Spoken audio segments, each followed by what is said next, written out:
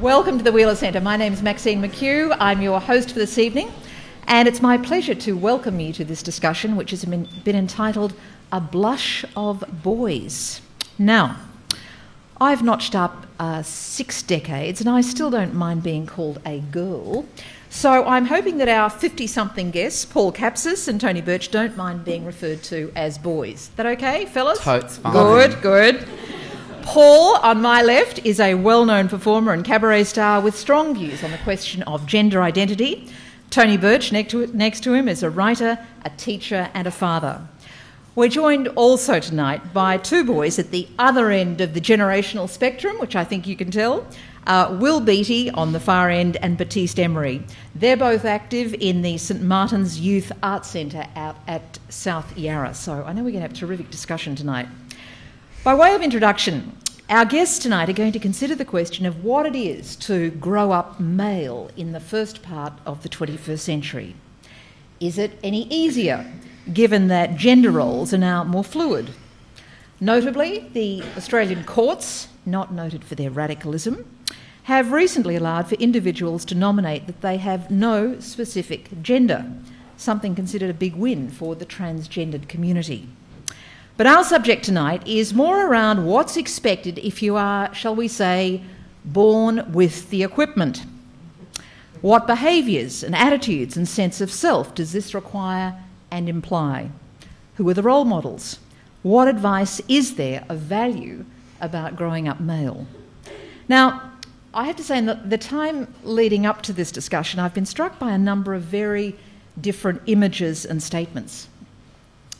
Tony Abbott, on this occasion, minus the alpha male defining budgie smugglers, went out of his way recently in front of the visiting Japanese Prime Minister to praise Japanese wartime mariners for their courage and valour.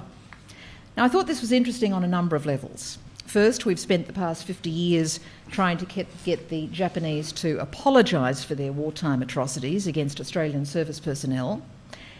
And secondly, it struck me that it was an intriguing throwback to an exaltation of the warrior male culture. War, of course, being the ultimate test of manhood. And this week, a very different declaration. Olympic champion Ian Thorpe finally declaring, after years of saying the opposite, that he lives as a gay man. An act of courage or a case of better late than never? And my final image comes from the current wonderful exhibition at the NGV from the Italian masters from the Prado. And one of the more arresting portraits, and we were discussing this at the gallery last night, it's a portrait by Amagoni, and it's called Farinelli and Friends. Now, Farinelli was a famous 18th century castrato. His destiny was determined for him when he was forcibly castrated as a very young boy in order to secure the family's fortunes. His voice and presentation was such that he was famous right across Europe, an absolute superstar in the 1700s. But of course this was a very mixed blessing because he was forced to live a life of sexual ambiguity that he had no say over. And I guess that last example is by way of saying that complexity around gender issues is nothing new. But anyway, let's now hear from our guests. And Paul, I'm going to start with you with another terrific quote because I know you're a literary man. Shakespeare said, "What a piece of work is man." He went on to say, "How noble in reason, in action how like an angel, in apprehension how like a god." Was he right? The potential is always there. Hello. So I guess the whole question about masculinity, or did you want me to refer to the Shakespeare in particular? Do you want to start there and then talk about your concept of manhood, I guess?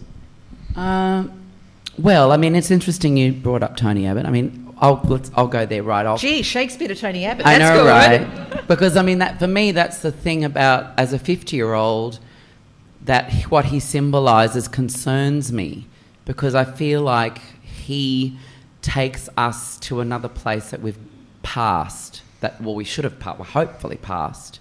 And I grew up in a time when I can recall what it was like the pressures in Australia for someone born male to present as male, you know, and so in some ways I feel like he represents that other time, you know, where this kind of brutal front, you know, I mean, I don't know, I mean, when I was a kid I just recall masculinity identify with maleness to be violent, to be angry, to be serious. When I was about 3 years old, I thought I was a girl. I don't know where that came from, but I just thought I was. I thought I was female. And I can remember being in my grandmother's kitchen, my Maltese grandmother, because my parents separated when I was 6 months old. So I was raised by my Maltese grandmother with my mother and my older brother, and then I'd see my Greek father and Greek grandparents on the weekend. So... That must have been interesting. Very. So, and that's another thing. I mean, I grew up thinking...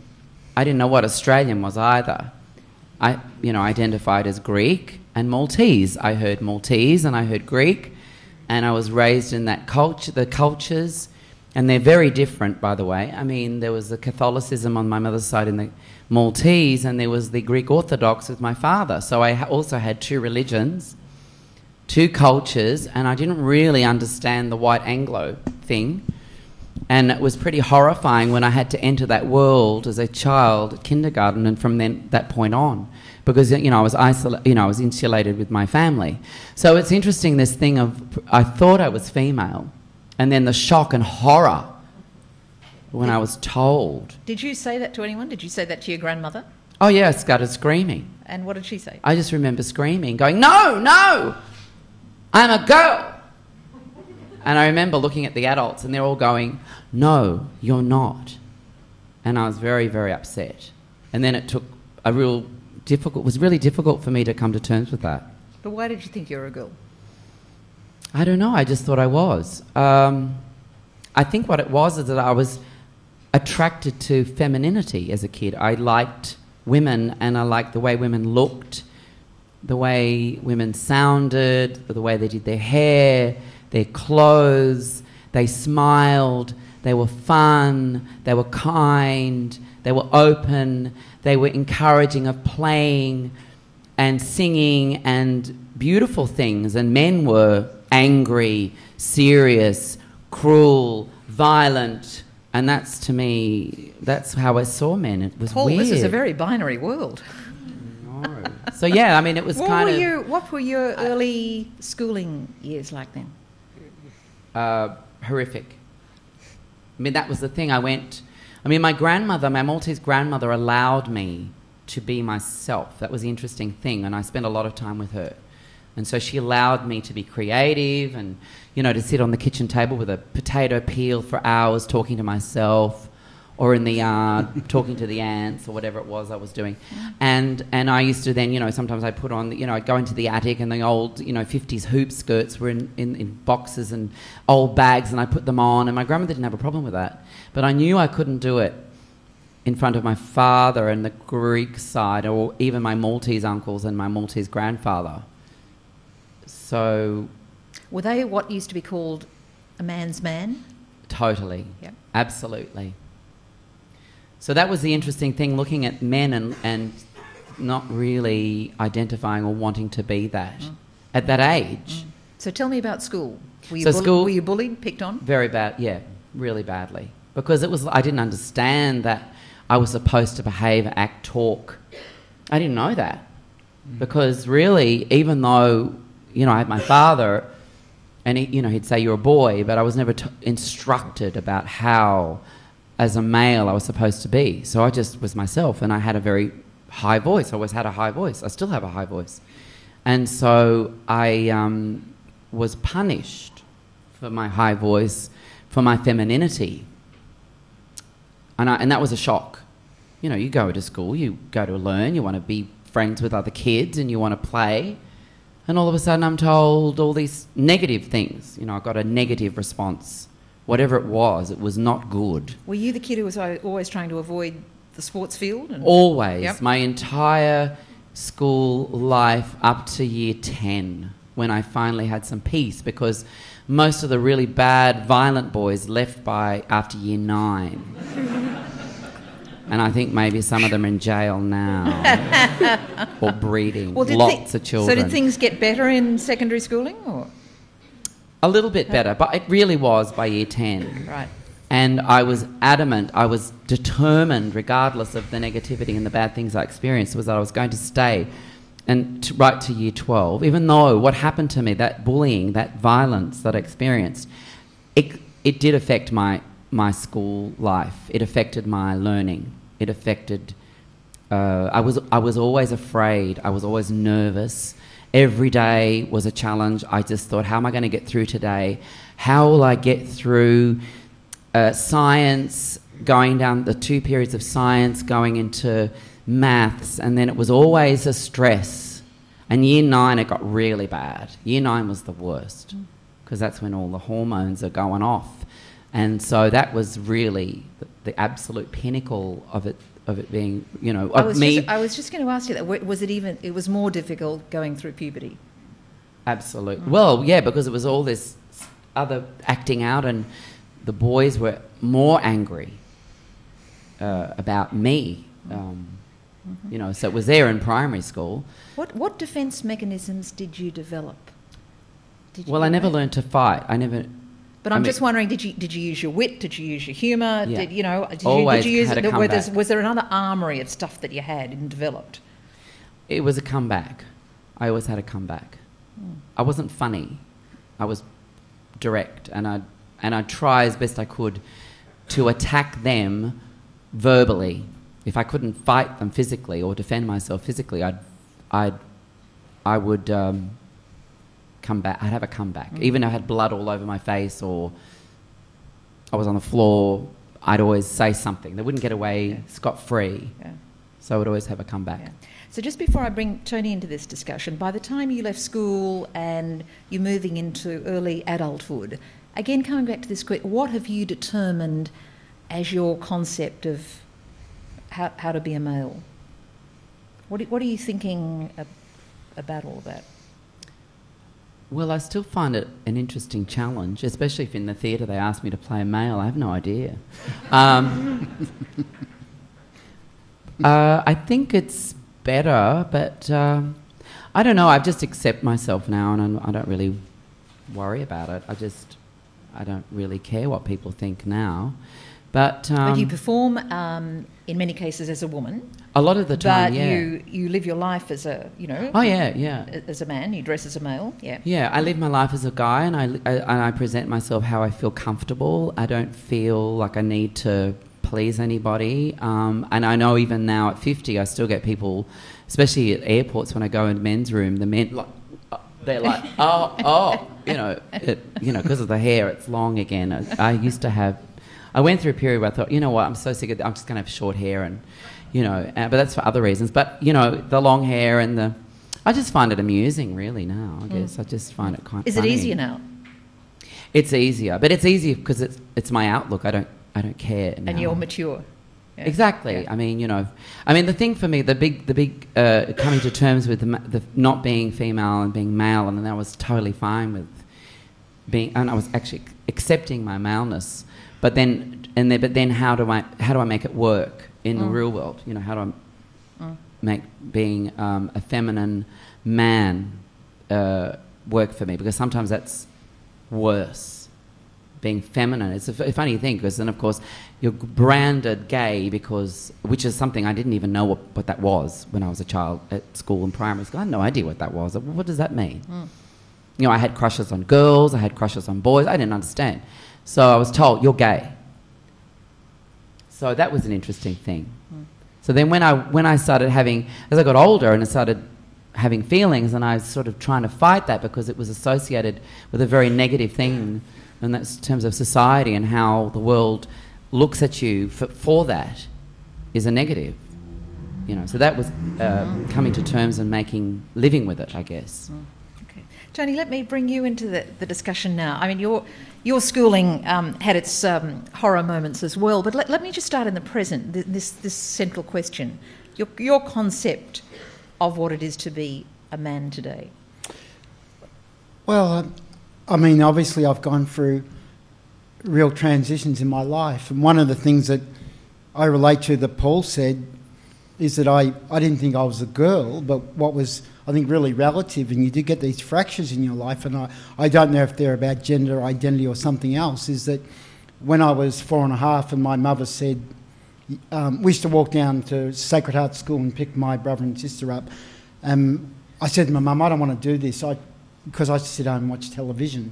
I come from a great house where the television was never off, rather than the opposite. And she said, well, next year you'll be going to school. And I said, why? She said, because you'll be older, you'll go to school. And I actually thought at that moment I was never going to grow any bigger. Seriously. Yeah. And the thought of growing into a boy meant that then I would grow into a man. And if I was a man, I would be like my father, and I was just repulsed at that idea. So it wasn't, I don't think it certainly wasn't a conscious sexual issue. It was about despising some men. So your father was not a role model for you? No, but it's quite interesting. And you're conscious of that from a very early age? Oh, yeah, and really acutely conscious. Then about 10, when my father taught me to box, and the opposite of Paul, I was very good as a fighter at school.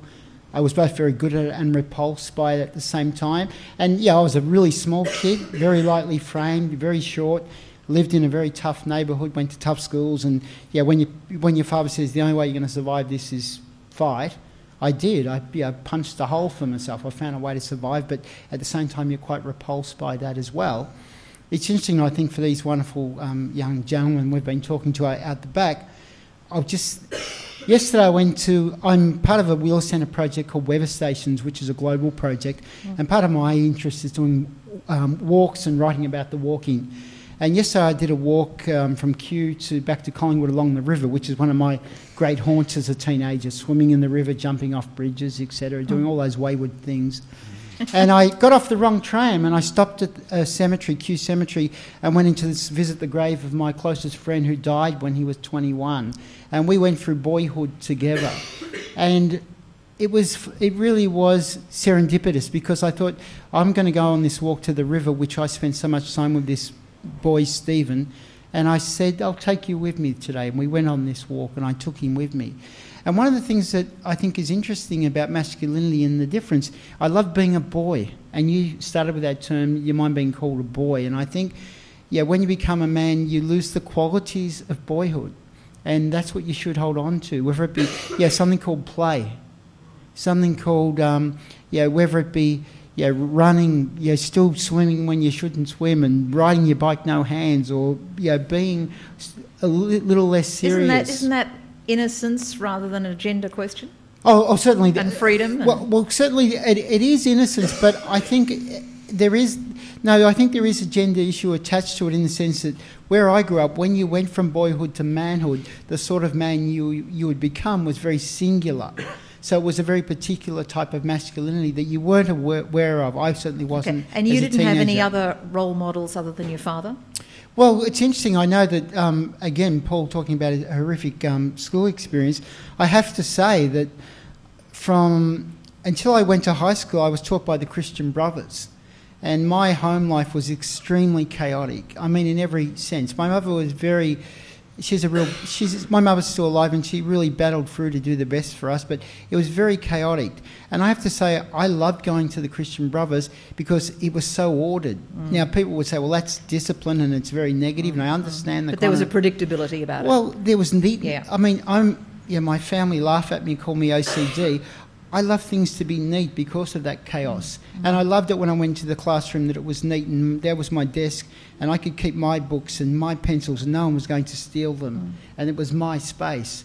So I actually felt that the structure in my life that was given to me, I actually really appreciated, and I excelled.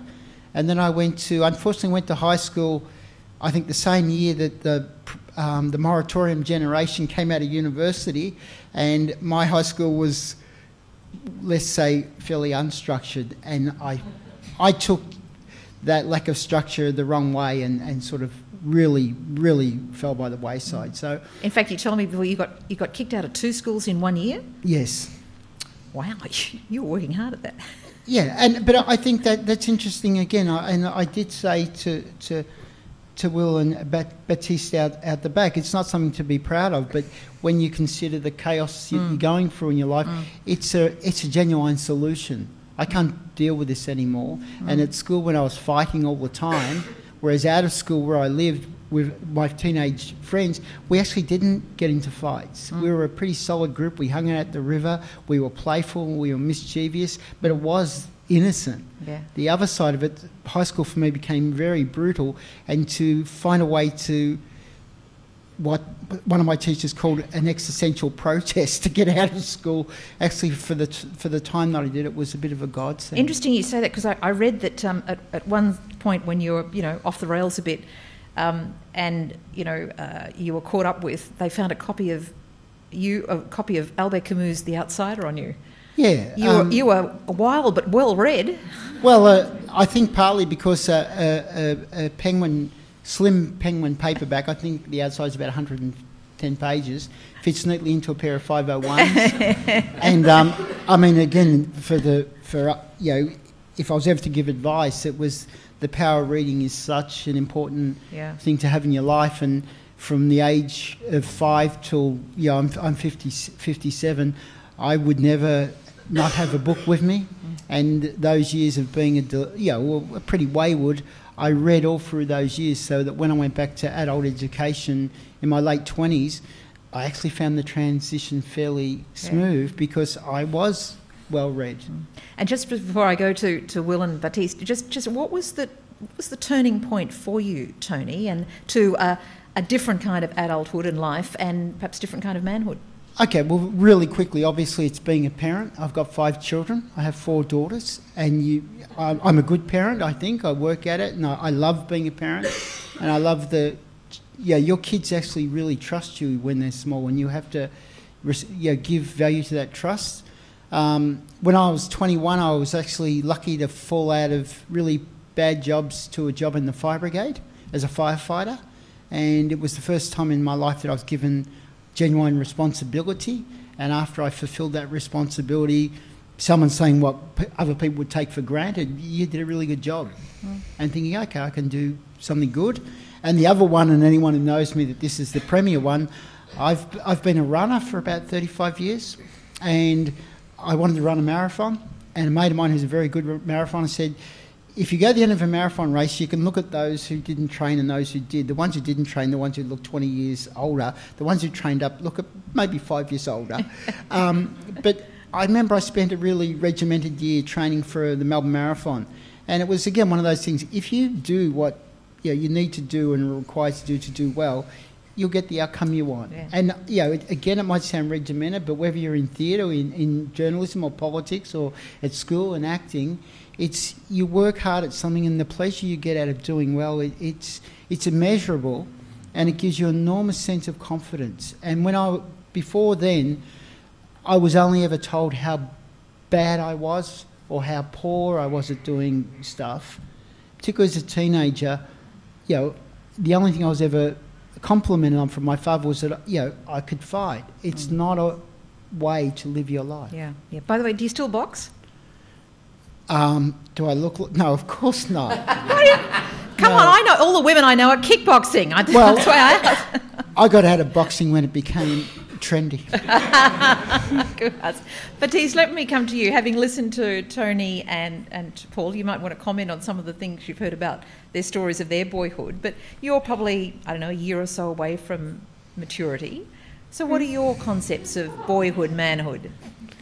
Well, I think my concepts are probably pretty stereotyped because at this age I'm into comics and boy things. What are boy things? I think boy things are comics, Lego, action movies and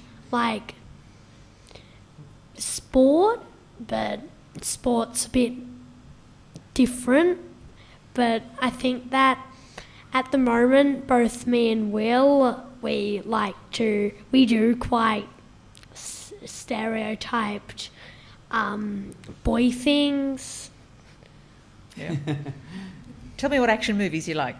Oh, I like superhero action movies, Captain America. Yep. Yeah. Iron Man? Haven't seen any Iron Man movies. Oh, you must. Yeah, okay, yeah. I'm a big fan of Robert Downey Jr. Yeah. Well, what about you? What do you like? Very similar to Batiste, and I can't stand sport. It's just doesn't appeal to me at all. And Now, was that a problem for you at your school? Very. My school is quite... Most of the boys there are very into sporting, and you do get teased if you're not very good at football or soccer, and even if you call it football and not footy.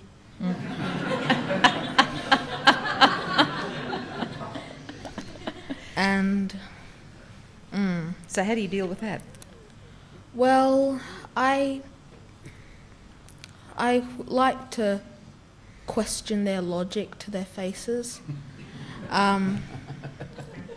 Often, if they're teasing me, I'll question how that works and why that is logical. And and I often try to avoid the kind of boys that do tease me. I have two very close friends who never tease me. They're both very into sport, but they still accept that I'm not very interested in it, and they don't tease me for it, and they just accept me for how I am. I'm not suggesting you should copy this, but of course I can't resist retelling that famous story that Barry Humphries tells. When many moons ago he was at an establishment school in Melbourne. Have you heard this story, Tony? And he hated sport as well, right? He was artistic and couldn't stand sport, but of course he was frog marched off to swimming carnivals or whatever, and he would turn his back on the sporting spectacle and pull out his knitting. That went over well. So as I say, I just dropped that in, but I'm not suggesting you copy that. But let's come to you've heard of Tony and Paul talking about their dads. What does your dad say to you about this whole business? About how to be a boy, how to be a man, how to That's not fair. My dad's not here. My dad... Listen, this is 2014. We talk about things, My dad wanted to get me into football when I was little. He's a Collingwood supporter in football, so he used to get me football stuff, T-shirts and footballs when I was really young. But I think when I did get older and I did know that I wasn't interested in football, he did stop. He didn't keep on. And he does drive you to theatre classes on Saturday morning, right? Okay. Yeah. Now, how did you get into theatre? Tell us that. I had a friend who did it, and he suggested it. Yeah. I was very outgoing. I used to do quite odd things. Describe odd? I remember I used to dress up. I used to go upstairs. No, I used to go into my room and get into dresses, and I used to have these puppets. Were these your sister's dresses or what? Yeah, no, just yeah. Where'd you get the Not dresses? Dresses, like Barbies and stuff. I was very interested in those, and yeah. And I had these puppets, and I used to film myself playing with them. Oh. Now, you told me before you're interested in being a writer. Yeah. And doing graphic illustrations for books? Graphic is that right? novels and things like that. Yeah. And, Yeah. Okay, Batiste, what about you? What are you thinking about? And let me start off. What led you to theatre? Because you and Will, go to the same when class I was on Saturday. little, I wanted to do it, but then I decided not to. But then my mum, there was a mum at school, and her son did it, and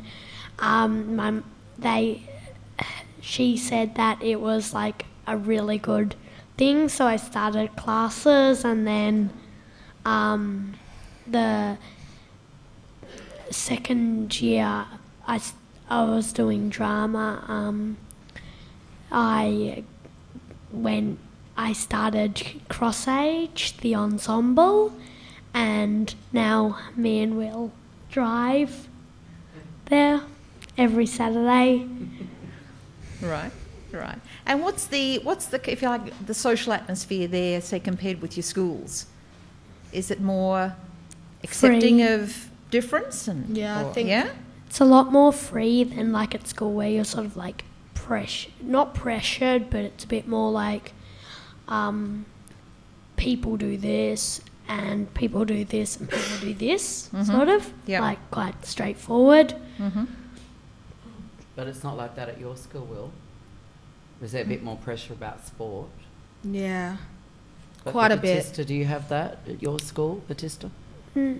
At- With sport? No, there's not as much like pressure. If you don't like sport, then you don't play near the soccer field or you will get kicked in the face with a ball. Right. Wow. But what? So you don't get teased? You don't get bullied? No, our school is a relatively bully-free school. Wow. Amazing. I can't say the same for mine. I think the kids at our school are trying to find the oddest little things to tease you about. Today I was teased because I wasn't wearing Nike brand shoes. You must be Was looking forward to everyone high else? school. Sorry? You must be looking forward to high school and the Yes. change of school. Yeah. What about?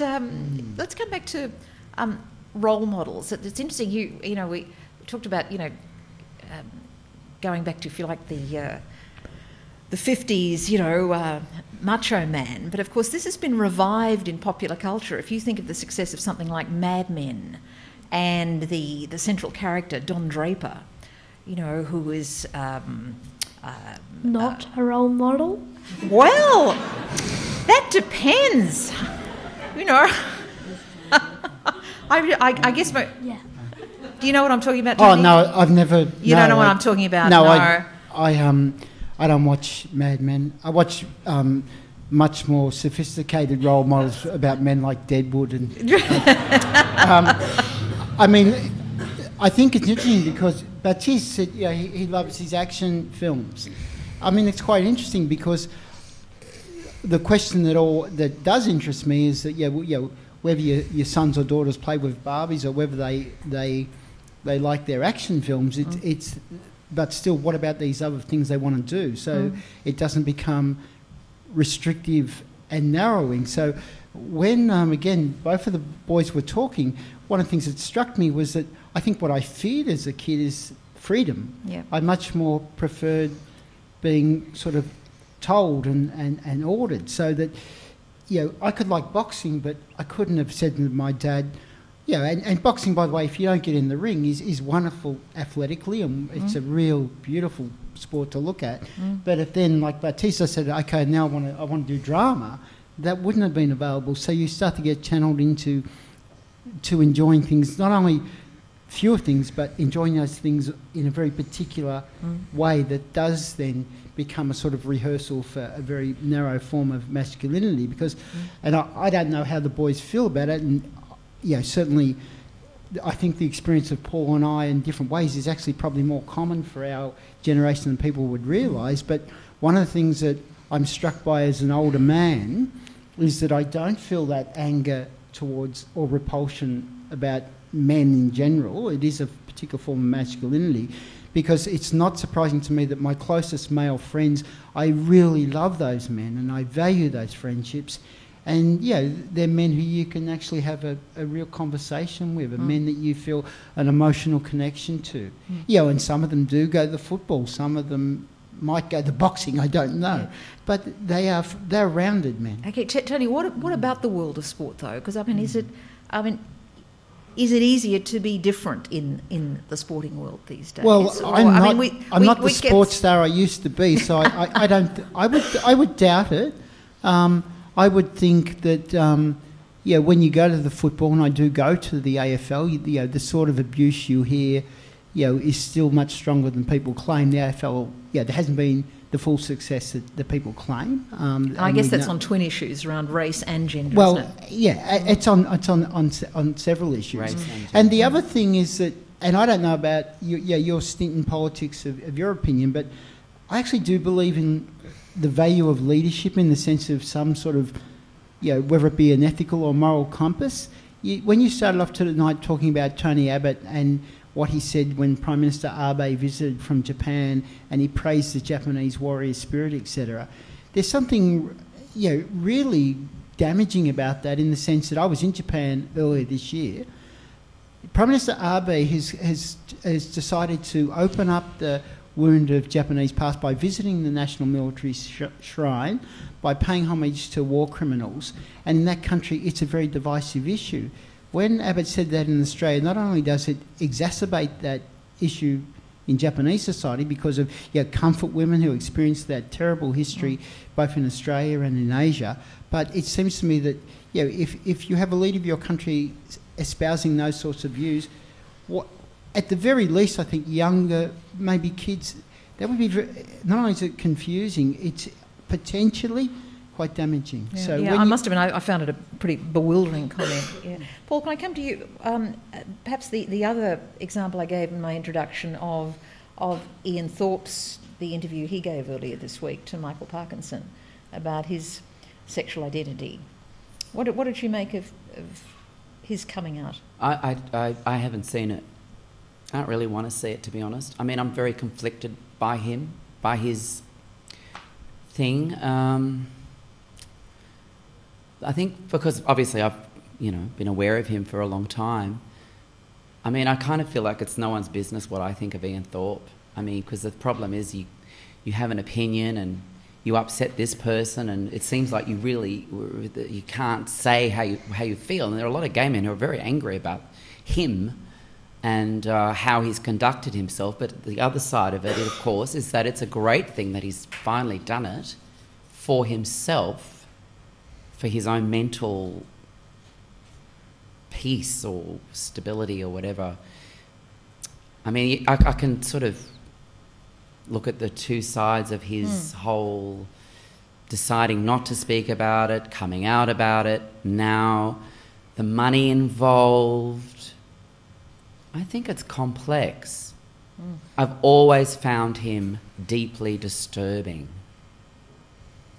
What do you mean? Well, he disturbs me. I mean, not to take away from his, his great achievements, because he's done that, but it's just something about. The other side of it for me is that I'm actually, in some ways, this might sound weird, but I think I'm glad he got all that money for the years he stayed in the closet, or whether he was unsure about himself, and he used those people who threw the big money at him. Because that's the lesson, isn't it? That society keeps rewarding people to present as a particular image. And he made a lot of money for doing that. And there's the argument of Matt Mitchum, who was always out. He won the gold as well. I mean, he achieved great things, but he didn't get the money. He's revered in the gay community. He's painted. He's blown up and in the community. But outside that, apart from appearing on 60 Minutes to say he had a drug addiction and problems, it's not the same. It doesn't achieve the same kinds of monetary things, but it's, you know what I mean? No, yeah. I think there's the added issue too. When I look at someone who's had such early success, like Ian Thorpe or others who have had, extraordinarily, celebrated careers so early on, it's kind of, what's the second act? What do you do with the rest of your life? Exactly. And to be asked, are you gay at 16? There's a sadness about that's right. Exactly. That's not right. So at 16, I still wasn't sure. Yeah. I was conflicted. So it's the level of fame and but it's the same in the world of acting. It's the same in the world of high-profile actors in film, primarily, or television. it's the same deal. Even 2014 in the 21st century, you cannot be gay and have the big career and the big money. You just can't. It doesn't happen. You have to stay. And I know young actors who've made that decision, and I totally think it's their choice. It's their business. I think Ian's choice to do what he did, that was his business. He did it his way. He's come out now. That's up to him. I didn't come out to my mother until I was 31. I mean, I always thought it was pretty obvious, but, Didn't your grandmother tell her? Well, I think she tried. But my father, interestingly enough, who's really macho and Greek, he was totally fine. He thought it was fine, humorous, and whereas my mother had a very strong reaction to it, which was a surprise to me. But yeah, I mean, that's the thing. It's unfortunate, but it's still there. I mean, I still think, we still have it. Yeah. I'm going to come out to the audience very soon, so get ready with your questions. But Tony, I just want to come back to you on just a different what you said before. You're a dad to 5 children, so 4 daughters and a son. Yeah. What do you say to them about gender questions, and I guess also respect for each other, for boys having respect for women and vice versa? Well, I think I can imagine saying to my youngest is 16. So if I said, Nina, we're going to sit down and talk about gender questions, she'd say, Dad, give me a break. No. And I think we don't pose it that formally. I think it is what is the case, and I've got a daughter, 31 and 28, my older daughters, and we're very good friends. We're very close. I've got a son, 26, and it's quite interesting. We certainly didn't have the life I had, and very secure life, but all the male relationships in our family remain the difficult ones. So when I talk to my son, I feel like I get tongue-tied, which I never do with my daughters. I'm very at ease. So, we don't fight, and, he's a lovely boy, but we seem to have that difficulty of communicating in an open way. But I think it's pretty simple, and this is that, your kids, they learn by the experience of growing up and living with you what your values are, and hopefully they partake of the good side of that, and then they make decisions for their own, and they add a bit to it, and they change. So I think my adult daughters, I'll give you a great example, and because I want to ask the questions of the boys, but I'll give you an example, and then I'd like to ask you two a question. My oldest daughter is Erin's 31. She's in London at the moment, and we're very close.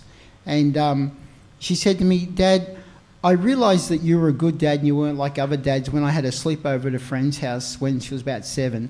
She said, and when we got up in the morning, the dad said, oh, go and have your breakfast, get in the car, clean up this, do that. And it wasn't that she had to clean up. She said, I thought, listen, my dad doesn't do this. Tell me to go here, do this, march there. She said, my dad lets me do what I sort of want to do, not in a sort of laissez-faire way, but, as a relationship. So I've always had a relationship with my daughters that affirms their right to be independent of me, gives them the strength to be independent of me, and in a way, I think they see me as a version of masculinity that they're quite happy with. Yeah. And I would hope, of course, that is emulated in the sorts of relationships, whether they relationships with men or women that they choose. And I think that does have an impact. So that I know that if my daughters were faced with men who acted in any way like my father had, they would say, this is not the sort of life I want, and they would cut it off straight away. So I think the best thing you can do as a parent and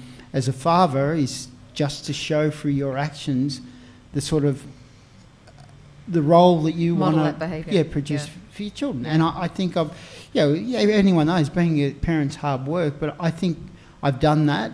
And there are very few occasions when I've actually sat any of my kids down and say, no, you're not going to do this. And they've been very, on one hand, my older daughter Erin, once when she was struggling for money, was offered a job on the reception at a men's strip club on King Street. Rolled gold or something, I don't know. I said, no. And she was an adult. I said, I do not want you to do this. I cannot stop you from doing this. And she said, it's only on reception. I said, but I don't like the sort of men who go into those places. I don't want them even looking at your eyebrows. And she sort of went like that, and then she came back and said, I'm not doing it. Yeah. But you had a question for the Baptiste and Will? I want you to give us some advice, if you can. and one of the things I'm seriously interested in, what is it, I mean, what do you think the adult world does well, or things that we do well, and what do you think may be something that we could do better, or the adult world doesn't do well for kids? Good questions. And a biggie. Yeah, Wow.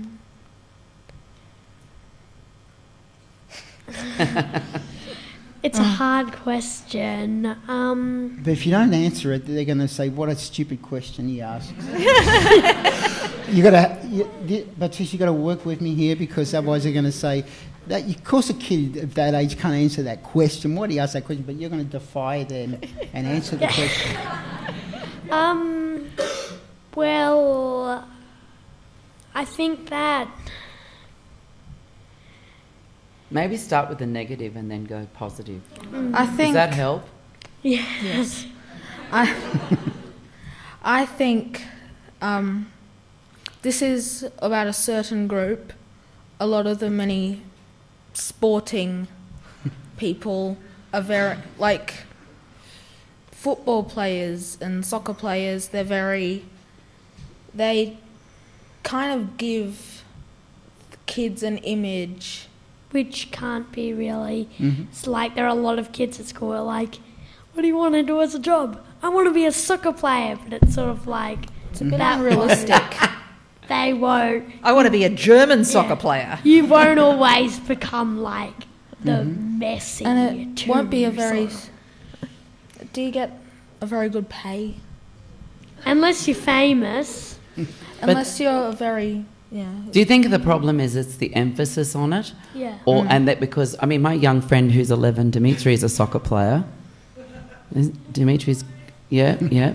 And, you know, I think that's an interesting thing, because for me it's the same emphasis that I had when I was growing up, and it seems like it's still there now. Yeah, it's same with like girl icons, like Miley even though Cyrus. they hardly qualify. Do you like as- them? No, like hardly qualify as adults. Like I know Harry Styles and One Direction. They're not very good role models. Or Miley like Cyrus. especially Miley Cyrus and Lady Gaga. Why do you say that, though? Do you think they're... Because of the Wrecking Ball video. I haven't seen You've it, seen like it? the interview. If someone, I mean, that's interesting, because when I was a kid, if someone said who would be a good male role model, I probably couldn't think of anyone. So if you do, though, think about, a man in your life, or, if there are, who would you think is a good role model for you as a boy? Well, probably someone. I can't really think of one at the moment, but probably someone who's not too, like, overboard. I would say my dad, but I reckon that'd be a bit of a cop-out. Oh, I think that's lovely. that's lovely. Where are you? Sweet. It's down there. That's not so lovely. Once he got over the football stuff, he was okay. In fact, I think on that is a high note and a nice segue to our audience. Now we've got microphones here and somewhere. So we've got, I see a hand up right there. Thank you. Thank you. I just wanted to ask Will and Baptiste, if they go to mixed schools, girls and boys, and whether there's a gender divide in the school, in the playground, and if you do go to mixed schools that are co-ed, is it different at the drama at St Martin's? Do you mix with girls? And are you conscious that there's a sort of gender divide at school already in terms of boys doing this? You mentioned sport, but other activities, is it sort of males who only do certain things and girls who do other things? And do you have girlfriends, and do you go to parties where you have both boys? That's a long question, my God. Talking about Baptiste, you first, and then Will. Getting back to your question about the co-ed schools, I saw a little story. I saw a very interesting thing once in music, that the music teacher brought out a projector and wheeled it into the middle of the space, And at the start, there were girls and boys sitting behind where the projector was going to go.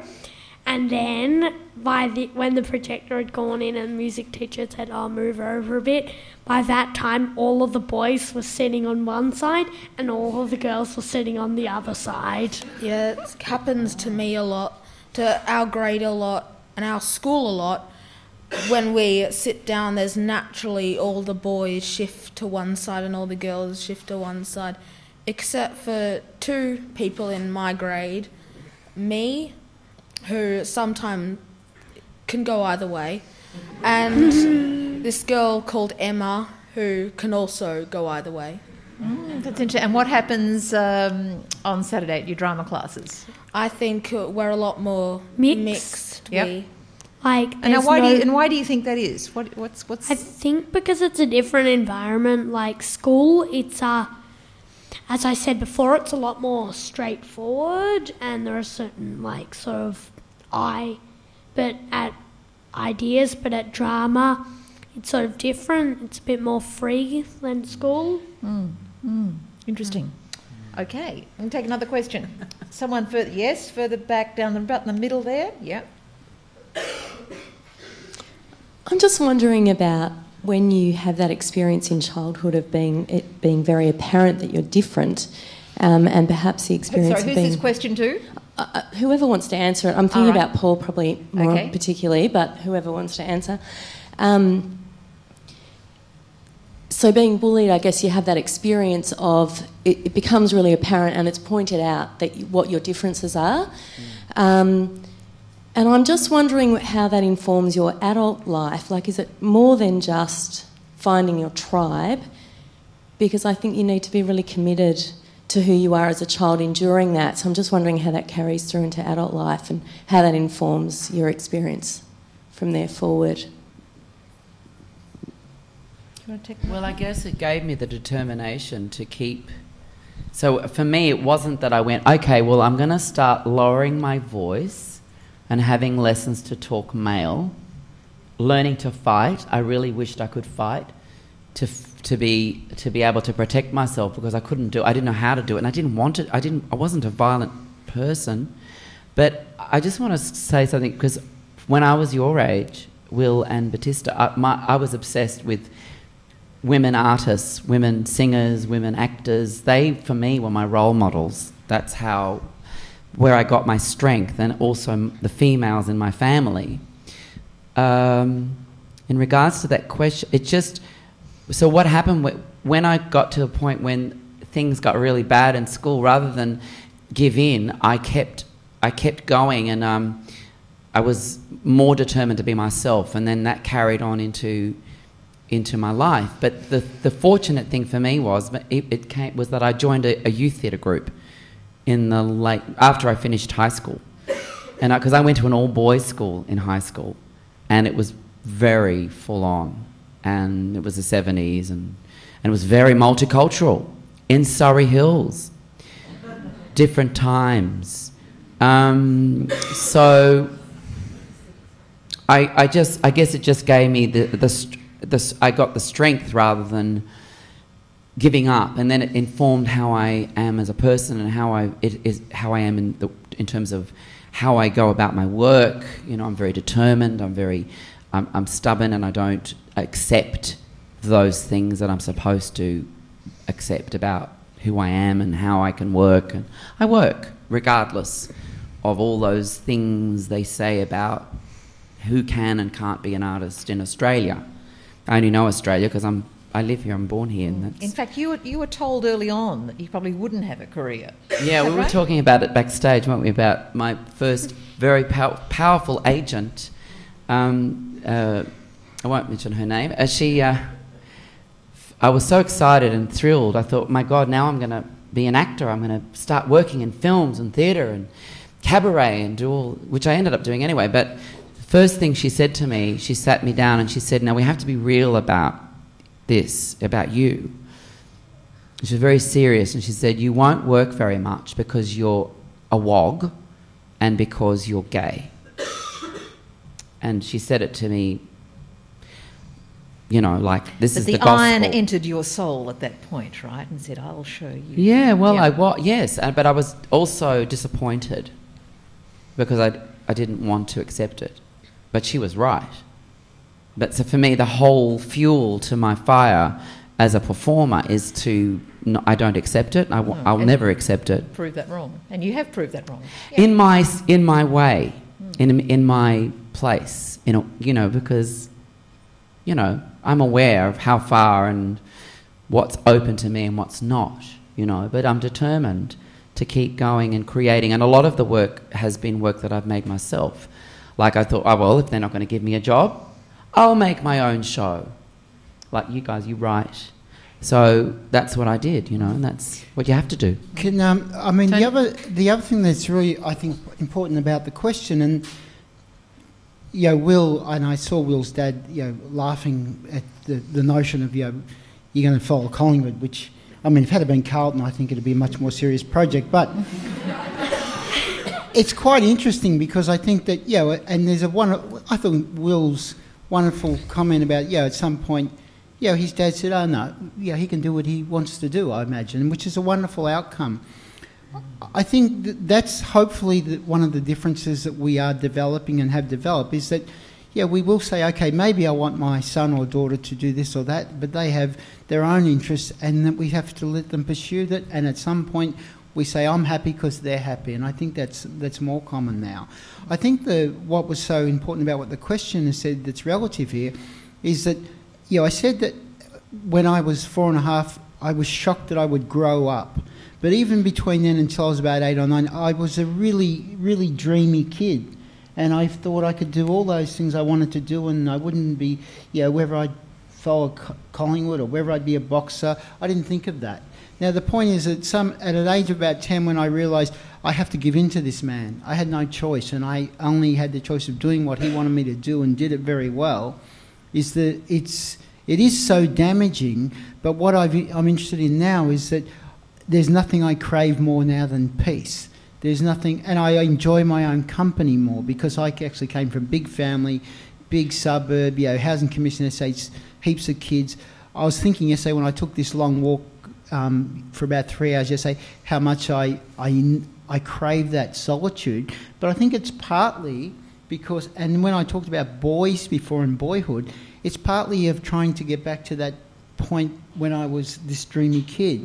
Because, if you go for a walk and you wander and your mind wanders, you open up to the potential that, it's... That's interesting. The writer, Robert Dessay, says the great gift that his adopted parents gave him, they allowed him to be a dreamy kid. Yeah. He was a kid who was not pushed outside to play. He was allowed to basically lie around on the bed and read books, which is what he did. And he had a whole mental universe about, if you like, the world that he developed through the world of his imagination. And I think the wonderful thing, and I would give you some advice, believe it or not, at this age. One is, don't ever do what I did.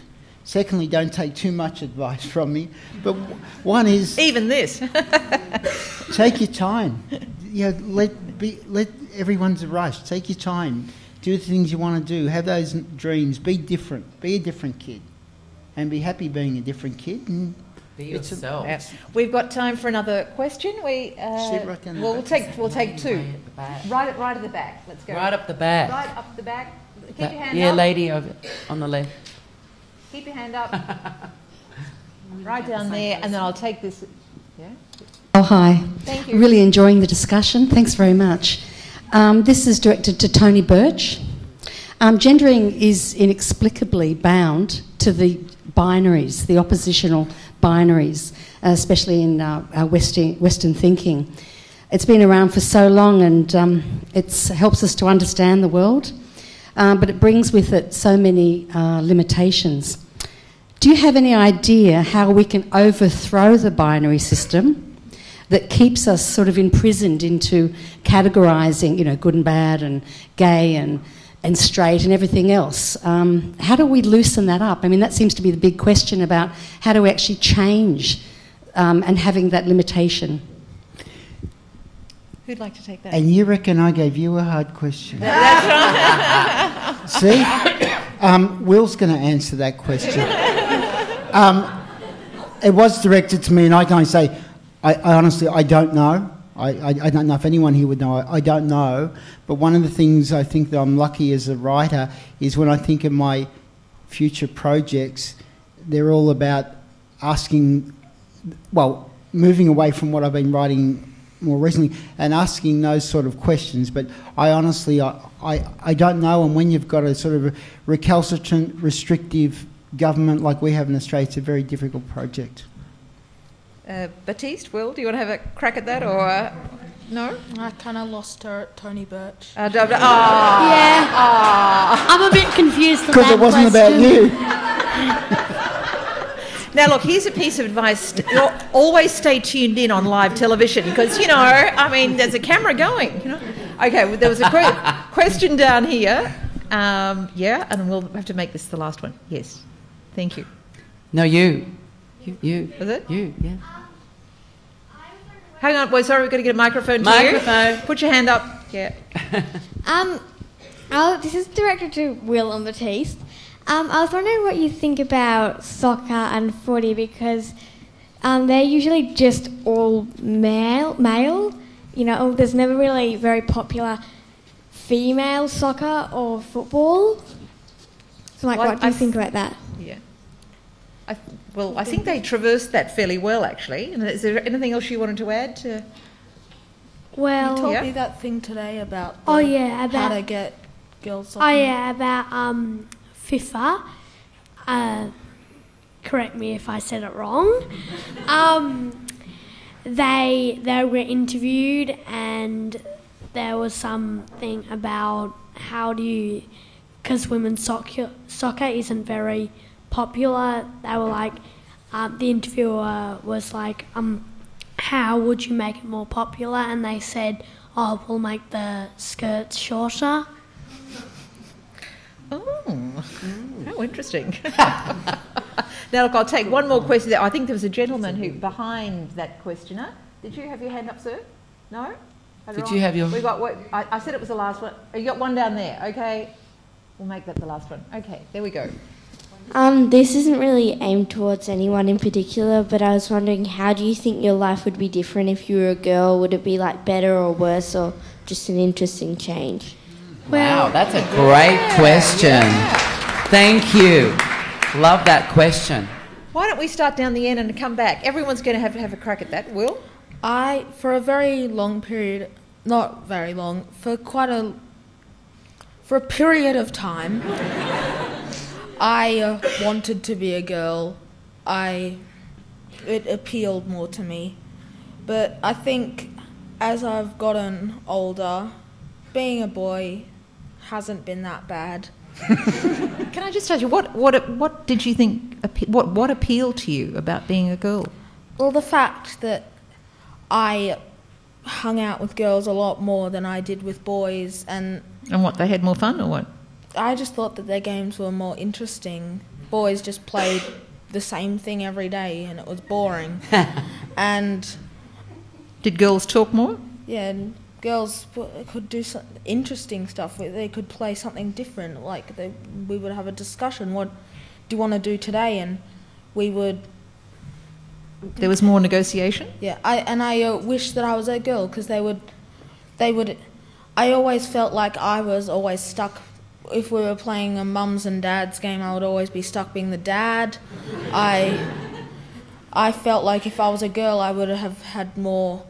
They would have accepted me more. Like, they still accepted me, but I felt like if I was actually a girl, they would have given me more options and they would have just accepted me more. Baptiste? I think I was asked this question backstage and I couldn't really answer it, but I'll try again.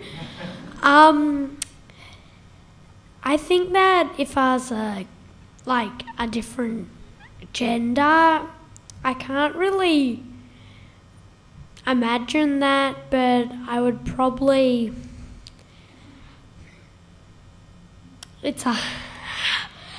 my life would be different to what it is now, and I've always hung out with, especially when I was on when I was in grade 1 to 2, I would play with more like girls and boys, sort of like a small group.